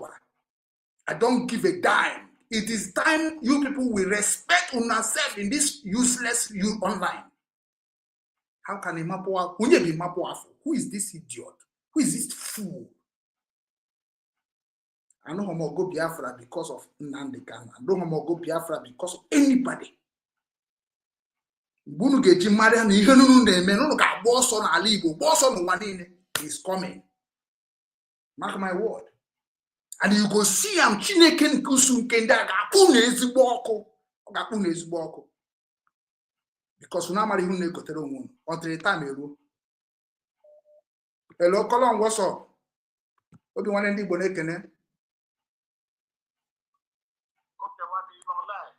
Okay, oh, nna m ya anọ m online, but emechibego m. Okay, I'm going to check out some minutes. Okay, now, okay. So, I told me no. Even on Abu Naguno, Nadim de Comadani, Nandi can say it's rubbish to me. What important is the life of our people that wasting in Igbo land? What is very, very important to me, it is the kind of suffering our people is suffering all over the world. When the one life is everybody life. If you take any other person, especially in Igbo land, Chineke ga-akpọ everybody at the same level. How we take Nandekal is how we will take every Igbo man or Chineke akpọ in this time. You chọkụ na try ya. Nduga hada togoto na support on batting in Igbo land. Unu fu Nigeria government na do smart. Unu fi hebia na Biafra na-eme unu who is Mapoafu? Who is this criminal who don't know what he's talking about? When man is suffering and trying to make things in over, or need the nonsense. When the mad. With a message, I will generate the can open a Mapoafu. Chineke ga only open and support a Mapoafu in this life. A secretary. Marry her na akona Biafra struggle. A secretary marry her Nigeria government in a mind. A secretary marry her Trump na abayini. A secretary marry her Igbo na achọ. That is what we need. We don't need a secretary that's going to write something that's going to benefit in the can no money and the IPOB and the name no kana azo as no when they're rising son Chineke ga osuri no ko mo buru nchani na apụtara n'iro ka afu na Chineke ga afu na ọkụ Chukwu okike ma will destroy all of you criminal people bandits everywhere claiming one we don't care about money mgbe bidoro IPOB 30 euro 10 euro 20 euro uneche unu na-eme na within na the can uneche na ndị ka anyị magagbunu Chineke ga afu na ọkụ when the time comes. Wefu Chineke akpọhụ n'ọkụ nwere ihe nkwuru ọnụ agaghị abịa n'ime mmezu n'ibe unu niile no the very wicked very wicked ihe ahụ okwu ahụ nọ n'azụ anyị ebego abroad wee mụta ihe bụ okwe to God unu zuche okwu ahụ ga-ekpudo unu and then me edu unu niile ka esi ede anụ a ga-agbali isi very soon ma na amara adịnwe m ike ịjọkwa nke bịa na my platform bịa kwuo mgbe ọsọ ọbụla m kwuru nke wutere get away akụfe chọ ga-adakwara agwọ kwefu eziokwu ahụ na-achọghị ikwu agwa m unu aka m ga-eru unu ga-eheti nna unu hetie mama unu na this struggle agwara m na onwe taa m ga-abụ uru unu cha ga-agba ọsọ na this social media agwara m na onwe taa m ga-abụ uru unu na-afụ onwe unu ka ndị aghọrị aghọrị because unu chara na-ebe evu kwefu unu nọ na this struggle unu chara na-ebe evu onye ọzọ mee unu akwado onye ọjọọ eru echu na-abịa na-asị na onye ọjọọ bụ onye ọ bụ Fulani ọ bụ na unu chara na-ebu criminals. I keep saying it. Isi na ihe na-agwa gị bụ asị time is coming when you are going to confess to your people. Iche na ndị mmadụ bụ Western world, this new generation magoro ya na-alụ unu nọkọtụ na n'okpuru tebụl plan na nonsense unu plan cha nonsense unu aja were ewe gosi nna ihe unu na-eme ụmụ Igbo kwefuru ụmụ Igbo na-ekwuru okwu kemgbe ụwa ihe unu na-eme ụmụ Igbo Chineke nke Igbo niile kama ọ gaghị egbusisi unu niile mee ka unu nwụọ ọnwụ ihere nya mee ka m nwụọ na Germany onwere ihe mere ka Chukwu nke na-efe n'ụwa happy destroy all of you in one way or another. Kwefu unu China nọ na this struggle of leadership Chineke ga-eme unu niile ifere nke ụwa unu ga-emecha afia. We join this struggle because of we believe in truth, we believe in honest, we believe in transparency. No matter whatever you do to your fellow human being, think that is you are smarter than your fellow human being. You will know why you can never betray yourself. That is why I'm telling all of you that using this struggle to claim that you are superior, that you are going to fail at last. One way to go no kunkiel. Imapo afu Chineke pogo si ebe ahapụ ya ka ngwa onuguru na abati kenguru agụ wonuguru na abati kenguru agụ wonuguru unu kita na unu na-echozi ka ndị ka nkọwa akụkọ kenguru agụ nna agwakwa unu Imapo afu is a criminal mfukwa Chineke nọ n'eluigwe mana mbọ sọbụ na nge nọkọta n'ụwa wee nọ n'onwe na-ekwu okwu Imapo Chineke ga-abụ gị ọnụ Chineke ga-abụ gị ọnụ Chineke ga-abụ gị ọnụ ndị ori otu a ka anyị si gbacha mbọ na IPOB kita na awozi ndị ji ego ka na-ekuzi a na-ejeze ya Chineke ga-abụ arịrị a na-ebe n'ụwa ma Chineke ga-egbu unu niile and this year a lot of people ga-anwụ na ndị IPOB a lot of people ga-anwụ na this struggle orugo mgbe m ga-akọ ọfọm na unu ga-anwụ ọnwụ ike one by one unu dị very wicked and very selfish and very deadly ndị Igbo na-ata afọ for nothing unu je na-azụ na negotiate with the government unu je na-azụ na negotiate with the lawyer unu je na-azụ Chineke ọ bụ na m akọrọ ọfọ ohe kadis unu ga-anwụ the leadership of this struggle will die small they will be dying ọ na agụnye unu ga-anwụ orugo mgbe unu ga-anwụ sịsịba because unu dị very wicked Chineke na-akpọpụtara ndị dịka anyị nwa bụ ndị Chukwu ji arụ ọrụ ndị eziokwu ga-ekwuchi eziokwu ucheche n'enuje na eziokwu bụ eziokwu unu na-eso ndị ori Chineke kpọrọ ọkụ unu na-eso ndị abụrụ ọnụ unu na-eso ndị ọgabụ soche eru echu na-ekele mbe dat unu dị smart na-ekpu m anya ka ndị oshi kpube m anya Chineke ga-akpụ unu ọkụ a na-eme sit at home a na-eme ị nwere ike ịchọ ndị ga na-akọwa ihe dị na sit at home ka ọ dị mma nobody onye ọrụ na-ama aka onye a bụ Nnamdi Kanu say final onye nke a say final akatakpati gburu niile dị men is coming out right now onwe onye nwere ike ịgwa onye Igbo ihe o nwere ike ime because o nwere onye na-enye ndị Igbo nri. What we need now is central command law. We need to bring one law that's going to guide everybody.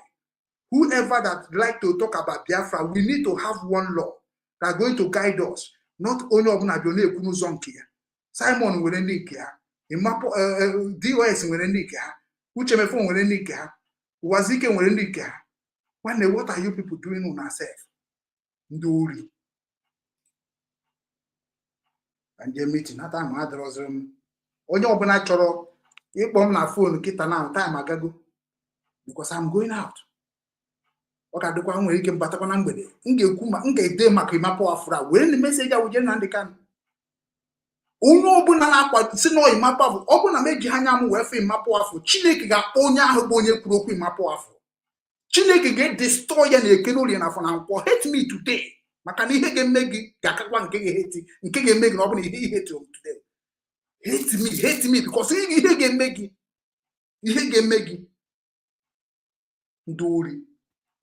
That's why Yoruba is laughing at us. That's why Hausa is laughing at us. People are the proud boldness and proud of what they are doing. What a nonsense. They just need the proud to do it to not silent. We didn't do no slowly. They claim freedom because all of you have a sin against the will of Chukwu Kabiama. God can never bring any peace from all of you hands. Chegariano and Choi who catch nigga. Yon umbara kachuba arun one by Ụmụ Igbo, ọ bụrụ na ị na-ege anyị ntị n'onu ma na-ekiri ozi ọma nke anyị na-ewetara unu na ozi ndụmọdụ na ịgbazi ọnụ nke anyị na-ewetara unu, biko ka ị na-esonyere anyị na YouTube, na-esonyekwara anyị na Instagram maọbụ na Twitter maọbụ na Facebook na webụsaịtị nke ndị obi nwanne m, ka anyị wee na-ezinye abụ ozi ka o si wee kwesị dị na-adị, maka na oge erugo mgbe anyị ga-ebupụta ihe nke njirimara Igbo na asụsụ Igbo na omenala Igbo na ihe gbasara ndị Igbo niile n'ụwa niile, ọkacha ihe anyị na-achọ bụ Biafra. Ị ga na-afụkwanye abụ ozi ka ọ ga na-abịa. Ị na-esonyere anyị, ị ga na-ama mgbe anyị tụpụtara gị ozi nke dị mkpa iyi amara, ma wee marakwa ị ga-eme ngwa ngwa ka emeghara ọdachi.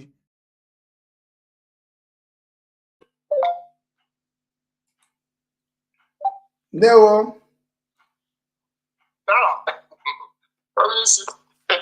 Ekelekwanụ m. Oh, my dear brother. Okay. Immediately.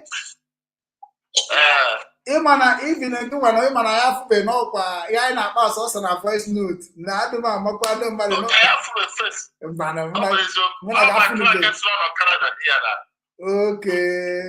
Okay, nke a nọ Canada. Unu abụ twins n'eziokwu ka ọ bụ ya ọzọ. Ego ihe ntụkaba anyị nwekwara ihe nna anyị ka ebe arụ nke na-eme na Canada.